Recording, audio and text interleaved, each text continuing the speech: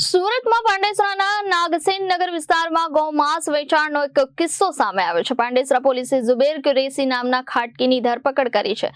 પોલીસે ઝુબેર પાસેથી અંદાજે 50 કિલો જેટલું ગૌવંશનું માંસ જપ્ત કર્યું હતું। સુરતના પાંડેસરાના નાગસેન નગરના વિસ્તારમાં ગૌમાંસ વેચાણનો કિસ્સો સામે આવ્યો છે। પાંડેસરા પોલીસે ઝુબેર કુરેશી નામના ખાટકીની ધરપકડ કરી છે।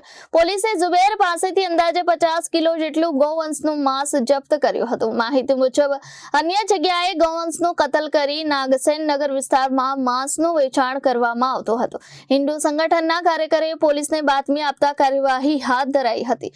હાલ પોલીસે ઝુબેર કુરેશી પાસેથી વધુ પૂછપરછ શરૂ કરી છે। नगर में गाय का मांस पकड़ा गया है।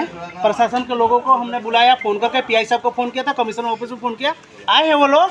पर हिंदू विस्तारों में किस तरह से हमारे गाय माता को काटा जा रहा है, आस्था पर किस तरह से ये चोट कर रहे हैं।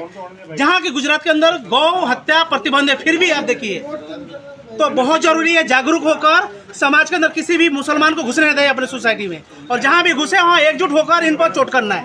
तो प्रशासन के लोग आए, पीआई साहब आए हैं, और कार्रवाई इन पर जोर से जोर हो, ऐसा हमारा उम्मीद है, ऐसा हमारा डिमांड है। जय श्री राम, जय जय श्री राम, जय श्री राम। ब्यूरो रिपोर्ट जनादेश न्यूज सूरत।